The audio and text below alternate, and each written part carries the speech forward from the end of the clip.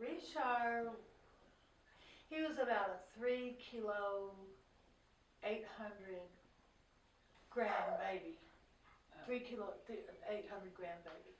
He was a very cute little button-nosed, blue-eyed boy, very rosy, and he had this beautiful red hair, not terribly curly, but really pretty and shiny. What can I say about Richard? I think Richard's always been a kind of a maverick of his own. I mean, Probably historically has always been more of an adventurer. I would also probably say that Richard always took risks. as long as Richard did not really interfere with the way the family was going, I didn't really feel like he had to be corrected. I think he had to be given as much freedom as possible. And the thing about Richard is that he had a lot of bright ideas. He already had a lot of bright ideas. Well, let's just say they weren't thought through, and of course there were costs to some of these ideas. Mostly it had to do with Richard was always into pets, but also into animals of any kind. He loved nature, he loved studying animals. I mean, we went out to the creek and picked up all kinds of snakes and animals and turtles and hard shells and what do you call it, terrapins and soft shells, and I mean, we had the wild kingdom at the house.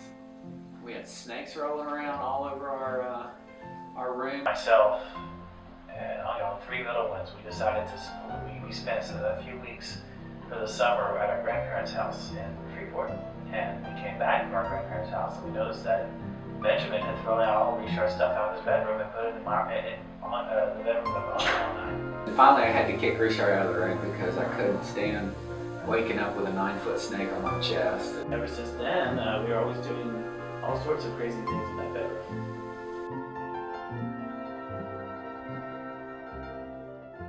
They had a pet store, and so we would get a male hamster and a female hamster, and then Richard would start breeding them and getting offspring from those.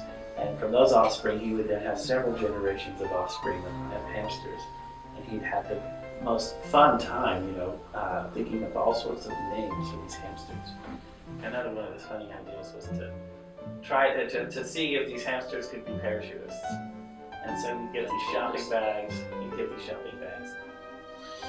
and try to secure them on each little front leg or front arm of the hamsters, and then just drop them from the second floor window to the side. Everybody knows that story. Even the cat that got up there and was trying to chase the gerbils. Richard was experimenting. He was learning about science. So he had his little gerbils, and he made his little basket, made a big old parachute, and he would just drop them from the, from the tip of the roof, and just watch them float down. And if they live, great, we get to do it again.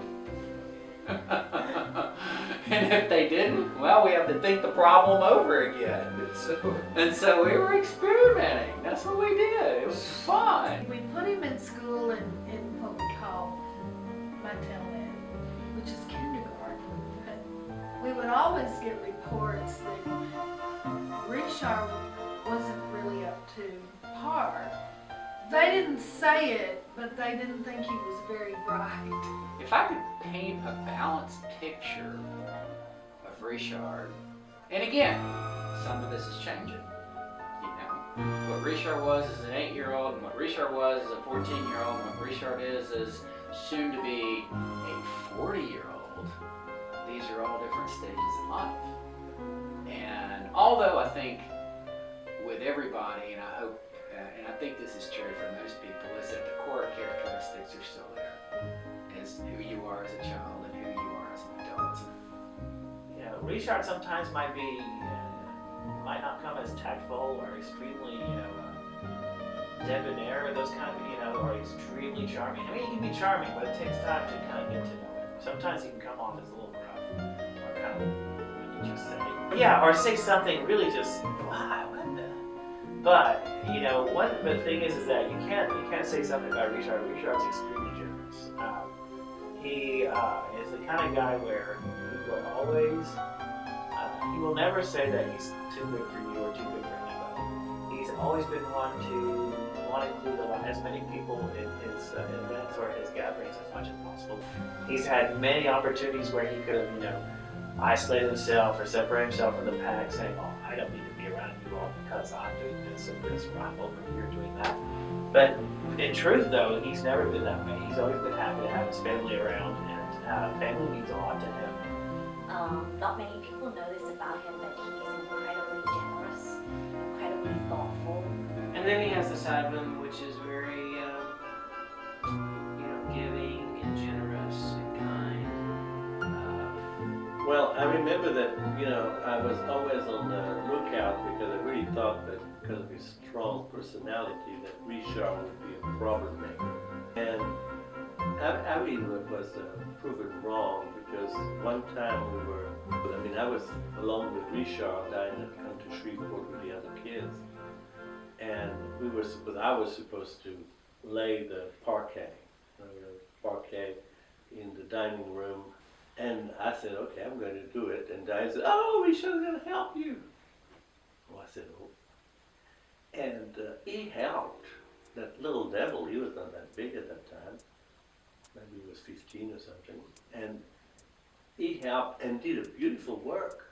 He showed he had some talent. And I really got a new appreciation of Richard. So far, I thought he was just a blowhard and a goof off and this kind of thing. But obviously, he could stick to a task. Richard is unique in that he's very intellectual. He can talk on a lot of different subjects. He's kind of quirky, but he's just interesting to listen to and to talk to. He would have these little lectures on the Bohemian Rhapsody song, saying, he would play it and then stop it because apparently the stopping and playing on a CD player is so much easier than doing it on a tape player. And he's like, okay, so you hear what happened, you hear what was said and everything. So this is what happened. So he was trying to explain the narrative and everything, even though it was completely wrong if you read about the song. But to this day, Richard always will kind of make you feel guilty if you're not up to snuff on what he knows about music. Yeah, Richard thinks he knows. In fact, we haven't really done a taste test on him. We need to do that, but he is an aficionado of wine. He thinks he's the expert. Life with him is never boring. He has this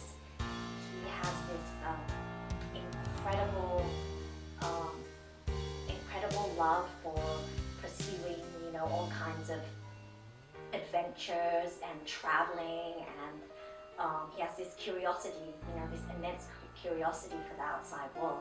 So life with him, of course, is never boring. That's what I love about him, and he challenges me quite a bit, and that's why I'm an excellent cook now.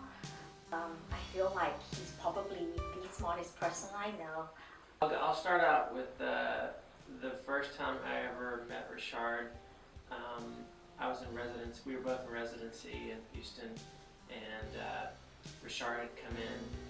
It was a new resident. Anyway, Richard came on, and no one really knew him, but he was this French guy with a man purse.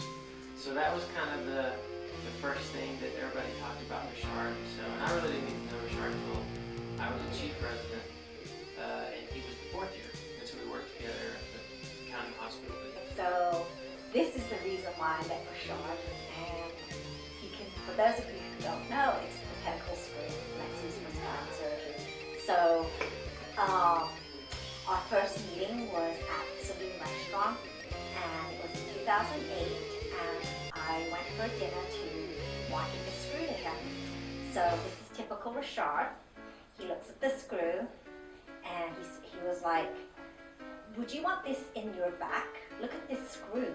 Would you want this in your back? And started poking me with it. And he was like, this is a crap screw. I was like, and I was very new at being a medical rep, and all I could do was like, okay, who is this guy? He's so strange. I don't know what to say. I don't want to argue with him because he's a surgeon. And then he kind of changed the subject, and he goes, well, do you like the theater? Would you like to go to a play at Theater 3 with me? So that was our first meeting. I knew Belinda because she was working for a spine company, and I thought thought that the two of them would, I mean, she liked to travel, she was very interesting, smart. Richard, I thought they'd be a good fit, so I think it was one night, and we went to this restaurant called Saloon, and I told him that he should meet her, and then that was that. I think one of the worst ideas he had, though, I'm gonna get him back on this, that he needed a car. And he didn't have any money, but Angie had worked all the summer and all year long and packed his money away, saved his money, and he was supposed to use that money to go for his year abroad. Well, I don't know what got him to Richard. He decided that they needed to buy a jalopy. And Richard was apparently going to drive it because he did have a driver's license, but Angie had no driver's license yet. So I thought that was rather strange. Where Julian was in all of this, I'm not so sure. Other than the fact that he's terrible at tennis, he thinks he's really good. He likes to hit the ball really hard, but so that's my goal, is to get a little bit better at tennis to where I can really send it back at him. It's hard to, well, there's a small story. It's not a great story. I might be the only one that remembers this. And I don't remember exactly how old we were. I might have been 11 or 10, and Richard would have been probably about 8. And we were in the south of France, and there's always a gaggle of French relatives that were there. On the outside, there were some sort of bushes, and there was an outdoor shower to shower yourself off after you came in from the beach. Richard, as cheeky as he was, he got in there as the girls were showering off. I'm talking about French relatives. And he got in there, and I think he pulled the pants off of one of them. He ran in there, pulled it out, and ran off. Well, they didn't take too kindly to it, and they saw him all over the place. Defrocked him, and Richard just was crying and bawling and hid somewhere. And one night, Richard was on call, and the resident who was in the hospital called Richard and said, "You need to come in to the hospital now. We have an emergency surgery. You got a kid with a blood clot." Richard had accrued many parking tickets in the Texas Medical Center, and he was filling up gas, probably not the best part of town, and some Houston police officers saw this white guy with scrubs on in this really long Lincoln Town car, filling up gas, and I guess started looking into it further and realized that he had a ton of outstanding parking tickets and that there was a warrant for his arrest. So they proceeded to handcuff Richard. Meanwhile, his pager's going off. He's answered one call, but his pager's going off. He can't answer it. He can't return the call to the residents of the hospital, who's waiting on him to get there for this emergency. I think it was a rookie cop who wanted to kind of beat his chest a little bit, so they put Richard in the back of the police car. And I guess somehow Richard talked them into answering the call, letting him go, but they followed him all the way to Bentop. And then shortly thereafter, I think he took care of those parking tickets. Rien de rien, non, je ne regrette rien, car ma vie, car mes joies, aujourd'hui, ça commence avec toi.